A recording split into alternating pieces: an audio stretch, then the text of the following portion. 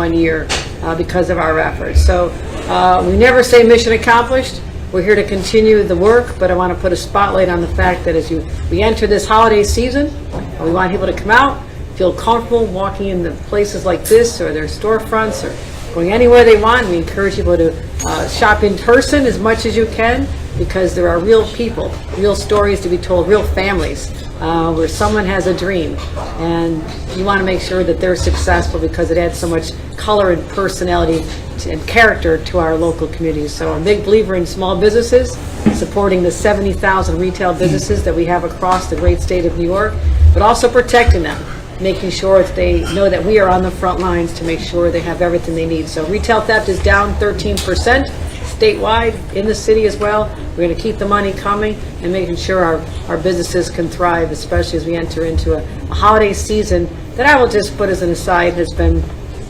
cast into a lot of uncertainty because of tariffs and a lot of merchandise that's not here because you make everything here in Brooklyn. Thank you for making everything here in Brooklyn. So that was Governor Kathy Hochul. We'll jump back in with her in just a minute. I want to go to the PBA press conference, which is on Live View 3, because they may be answering a question about the news of the day. Jessica Tisch staying on. Now that will count also. So it's big for the future of this department. It's the right thing to do. And we have elected leaders and committed to getting this done. So the money would be retroactive for those 3,000?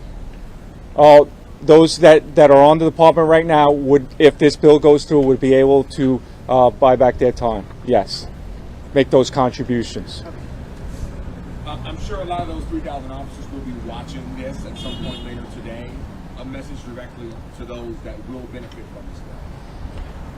You know, our hero brother didn't get the opportunity, but this family wants to make sure that other police officers, because he didn't get the chance, they want them to get the chance to be able to buy that back their time. And I know this family is truly proud to be here and stand here with the elected leaders to make sure that this gets done in his name.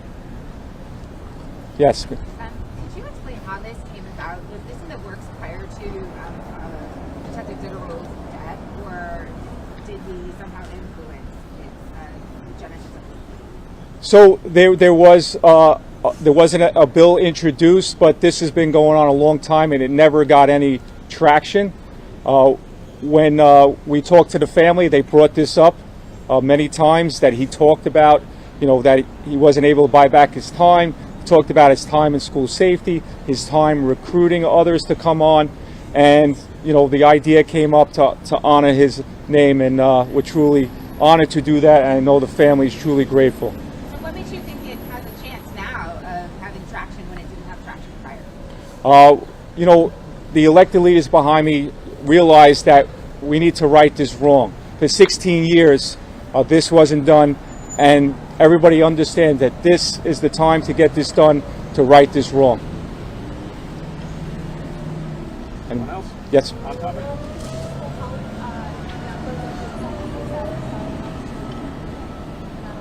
Yeah, absolutely, because if they're not eligible to come onto the police department, then maybe they'll start in those uniform titles, and then when they become eligible, then they'll come on, but they'll know that their time will count, and that's what it's about today. Anyone else on topic? I want to thank you all for covering this story. I want to thank our elected leaders, our police officers, for being here this morning. Thank you very much. All right, so that was the PBA President Patrick Hendry there, along with some of the other elected leaders who are sponsoring this new bill in honor of Ditterell Islam, who is the police officer who was killed in Manhattan during that mass shooting. And the bill that they are pushing is to increase recruitment and also help with some of the pensions and the credits that they would get should they have some issue during their line of duty. So let's check back in with the governor real quick. She is on, let's see, Live View 5. So she's answering questions now too. Ability in the NYPD, and to have someone who's so well respected and trusted in that position, and really came in and cleaned house and made sure that the people who put their lives on the line every day, 35,000 people who show up to work, have a leader they can believe in.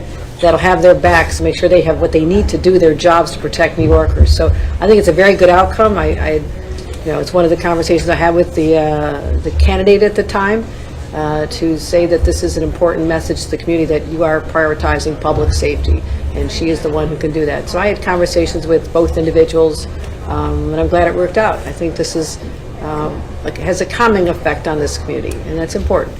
And I believe that she will do what it takes to continue the trajectory we're on, which is crime is down. We are seeing numbers. Again, we talk about numbers and something bad happens tomorrow and people say those numbers don't matter. Well, you can't ignore the statistics right now. They really are profound. I mean, murder's down about 20%. I think all crimes are down 3.6%. But you look at shootings are at some of the lowest numbers we've seen, period. And that's extraordinary, given where we were just a few short years ago. So I give a lot of credit to local law enforcement and the leadership of Jessica Tisch, and I think they're going to have a great partnership. And I look forward to that. And Governor, are you hoping that this sends a message to the Trump administration that New York doesn't need federal troops, or just Tom Homan yesterday saying there will be an increase in ICE presence? Are you hoping that this sends a message also from that group that you've appointed, Jackie Bray to lead?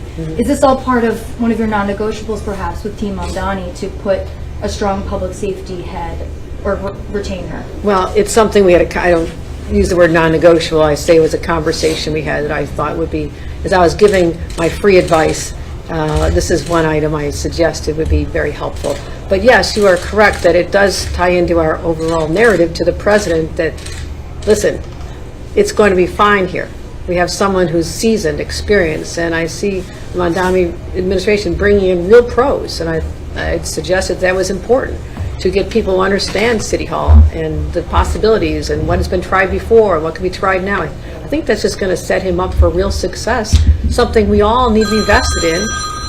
Whether you voted for him or not, you need to be vested in the success of New York City. That's been my position from the very beginning. So I think this is an important step to send the message to the Trump administration that if you're coming here under the pretext that we need the National Guard because crime is going up in the city, that is not the story being told here in New York.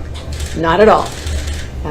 Our police officers work tirelessly to protect this city, and the numbers are showing success. Our subway numbers, the lowest subway crimes in recorded history. I mean, think about that. That's extraordinary, especially where we were just a few short years ago. So this is something I will continue to reinforce to the Trump administration.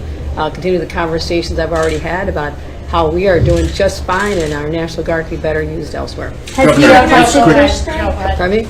Has Trump also, does he know about Tish? Have you talked to him about her? He knows everything that's going on in New York City. Everything. Governor, two quick follow-ups. In your discussions this summer with the police commissioner, can you tell us any, she obviously had some reservations, some policy differences with her soon-to-be boss. She alluded to some of these in a letter to NYPD officers this morning that she sent out. Can you walk us through what she expressed to you maybe about her hesitation to accept this job, and if you had any role in sort of assuaging those fears? No. And separately, could you give us a little more specific info about what her role will be in this group led by Jackie? No, I think I don't want to overstate anything. I had suggested this would be a good outcome to the candidate at the time. Very positive.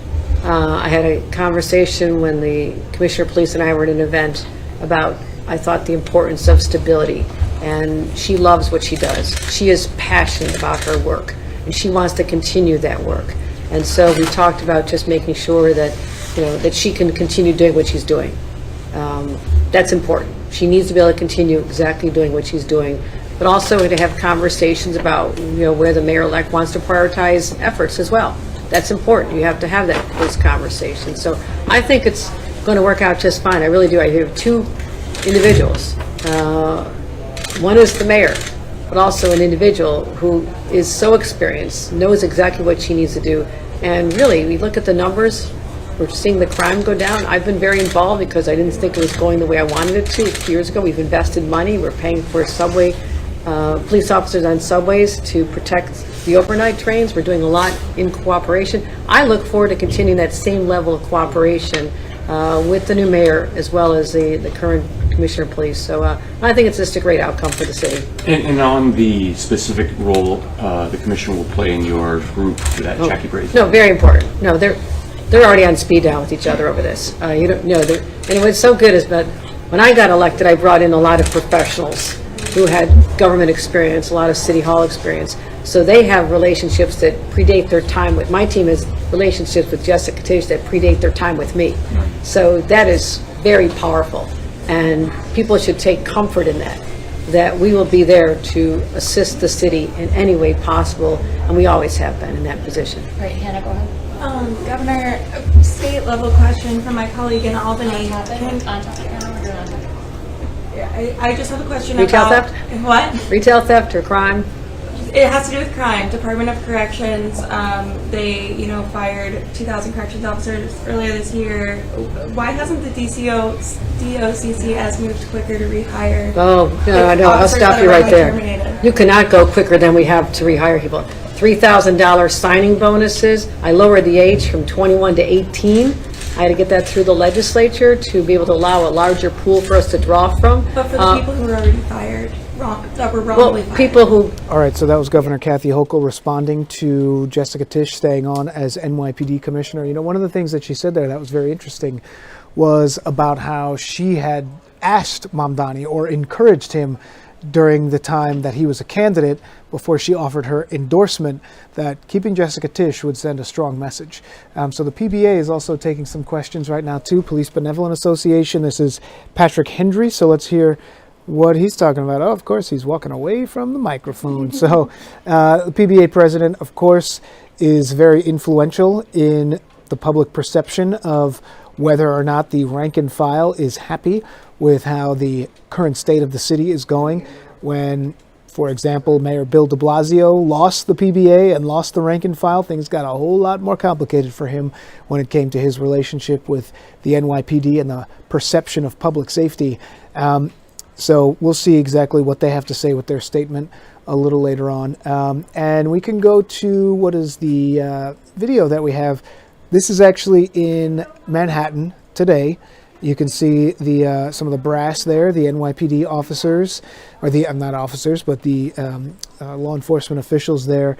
And this is the location where in just a little while, we're expecting that Mamdani and Tish, Mayor-elect Zohran Mamdani and the police commissioner, Jessica Tisch, will make their first public appearance together, and certainly their first public appearance since she has agreed to stay on as the NYPD commissioner. It's a significant moment in the early phases of the Mamdani administration as he puts his team together.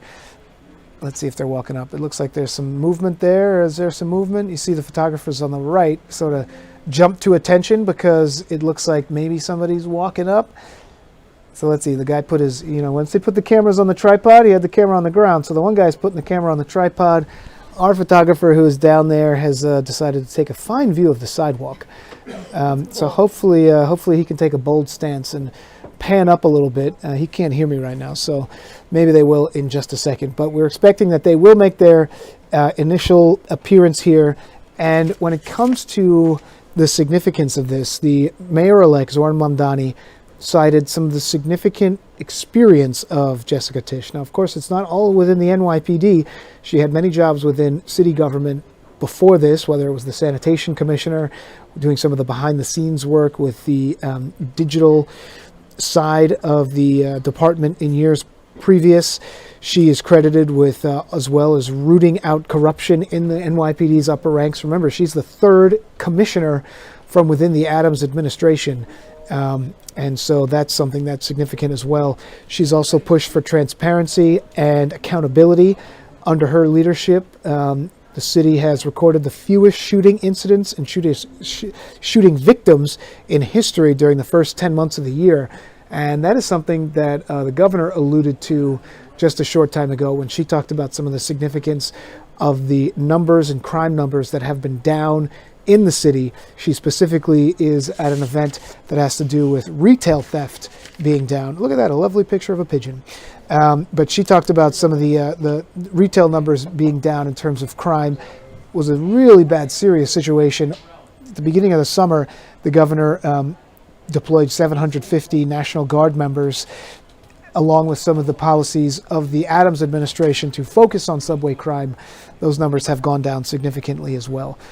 So we know that that is one of the reasons why Hochul is a strong supporter of Tisch. And one thing that she said there that was very interesting was that she had asked the mayor-elect to keep Mamdani on if he were to be elected. At that point, he was the heavy favorite, and there were a lot of questions about whether or not Governor Kathy Hochul was going to endorse him or not. So did he promise her at that time, promise the governor that he would make every effort possible to keep Jessica Tisch on as his police commissioner? Was that one of the reasons why she did offer an endorsement, sort of legitimizing his campaign? Eventually, we saw Hakeem Jeffries as well step forward and make his endorsement known. So was that something that he discussed? We're going to take a break here in a second. And when we come back, we'll probably have a live report from what's happening over there in Manhattan. We'll be right back.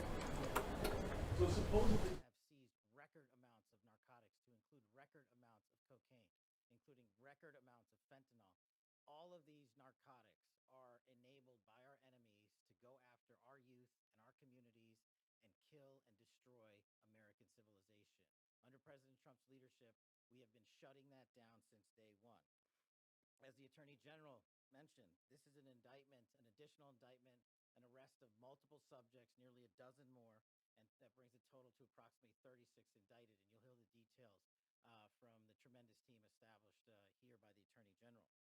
Most importantly, you do not get to be a drug kingpin and evade the law.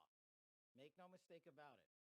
Ryan Wedding is a modern-day iteration of Pablo Escobar. He's a modern-day iteration of El Chapo Guzman.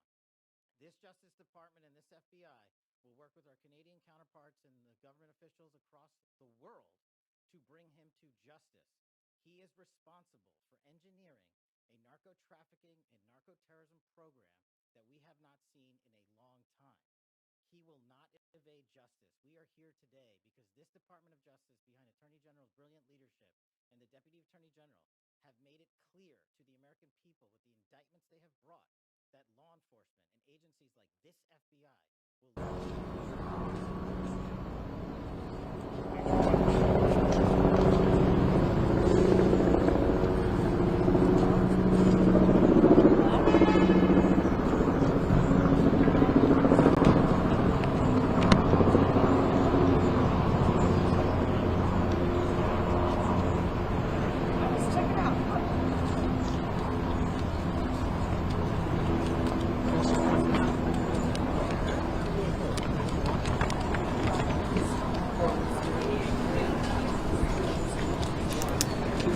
All right, we're back on the air live, and as promised, we will bring to you the press conference that's going to start in just a few minutes with Zohran Mamdani, the mayor-elect, and Jessica Tisch.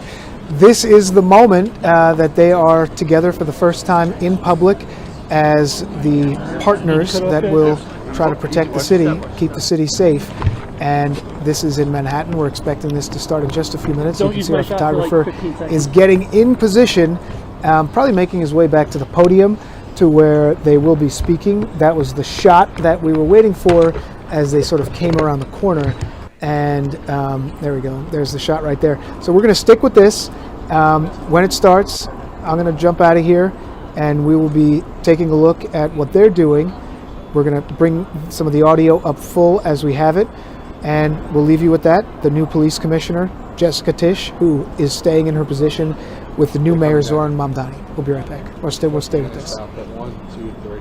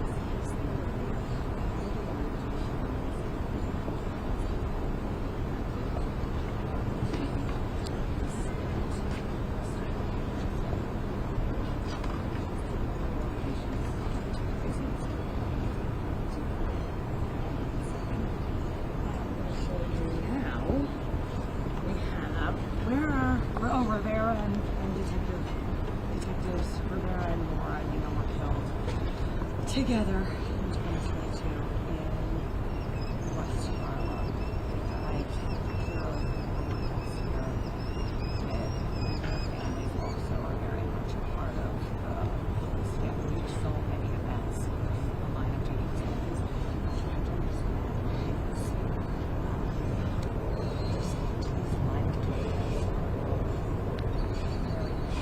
understanding, true, cops, see themselves as carrying on the legacy of sacrifice that these officers see. How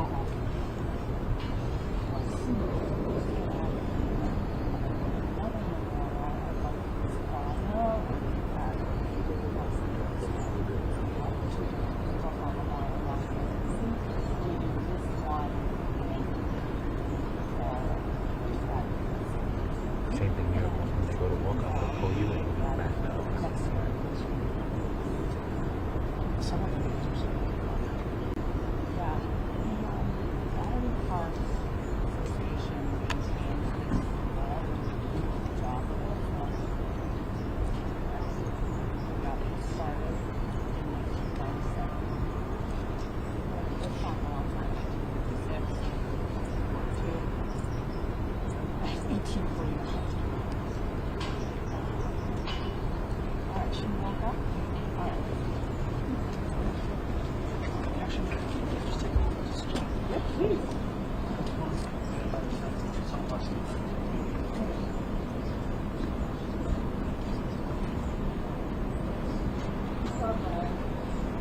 January 17th,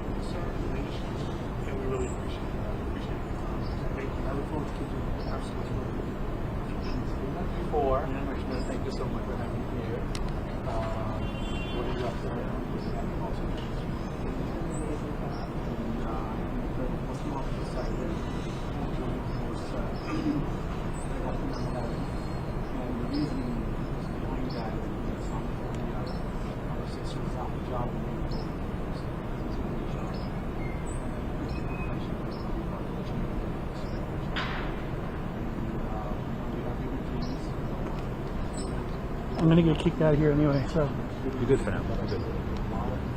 I have to head back up top, guys. What's up?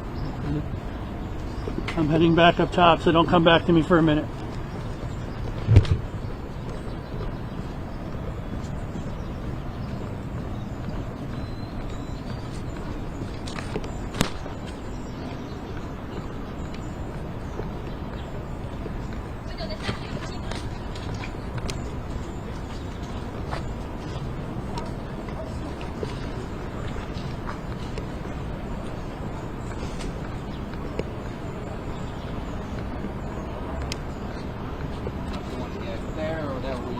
Right by my reporter's place. Yep. Yeah, let's trade spots. Give you this. Thank you.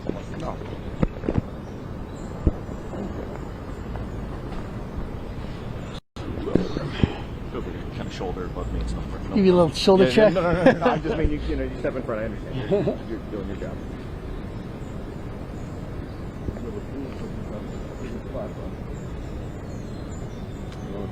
Oh, stand by.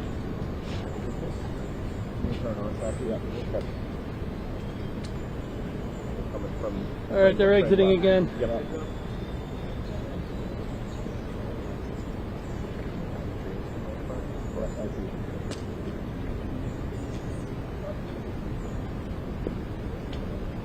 Yes. Non-exclusive. Hi. We're feeding back live, so. Yeah, it's okay. Just have to get some people.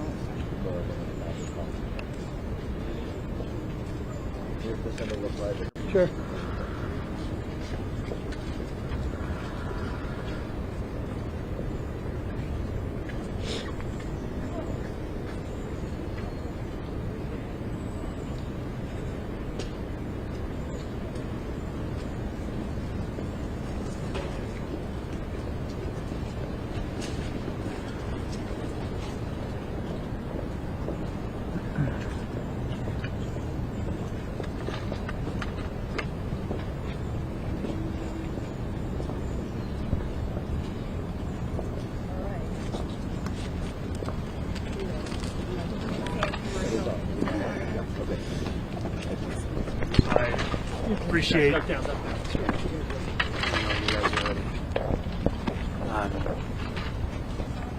Appreciate the moments I just shared with Commissioner Tisch and a number of officers here with us to pay our respects to NYPD officers who lost their lives in the line of duty, and to learn a little bit more about the names that so many New Yorkers have come to know, the heroism, and the families that they've also left behind. And I'll just add that every time our officers put on their uniform, they're carrying forward the legacy of those that we've lost. And what I was telling the mayor-elect is that this memorial so represents the heart of the NYPD, how we honor the sacrifices of those who have lost their lives in the line of duty. And so to me, it is very meaningful that he asked to come here as our first public venture to visit the memorial with me and with some of our officers here. And I want to thank the Commissioner and the officers that are here for the work that they do each and every day to keep New Yorkers safe. Commissioner, you two have very different policy positions. Are you worried at all that there is going to be an uptake of police officers resigning, and what are you going to do to help alleviate some concerns about potential future policy? Yeah, so right now we're here to visit the memorial and honor the legacy of service that so many of our officers have left, and I'm sure there will be plenty of time to discuss all of that, but I really want to leave politics out of today's discussion. And I'm gonna, one moment, I'm going to let the Commissioner and the officers get back to work, and as I walk towards the car, I'll answer as many questions as possible. Thank you. Good to see you. Break off. Henry, Excuse me. Watch. Henry, you're about any sort of differences on policy proposals, especially when it comes to things like Hey, let's go on the other side. That's not been a part of the proposals that we put forward over the course of this campaign. What we did say, however, in the campaign is that it's untenable for officers to be asked to respond to the 200,000 mental health calls they receive every year, to be tasked with the responsibility of taking on the mental health crisis, the homelessness crisis. The Commissioner and I share a belief in the fact that in order for police officers to be able to do their jobs, we also need to create a Department of Community Safety that will be tasked with those responsibilities, because when we look at the fact that officers had a response time of less than 11 minutes in 2020, today it's closer to 16, a lot of that has to do with the fact that so many of these responsibilities continually increase. It's time to make sure police officers can do policing, and that we have a Department of Community Safety that can take on these other issues. Thank you guys so much. Thank you.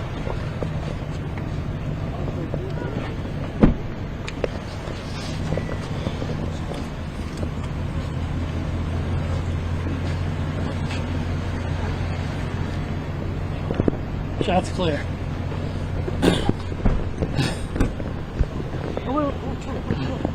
Didn't want to take over. Alright. That worked. Ish, right? No, I'm just laughing at Pat, what he's saying here. He gave us the props on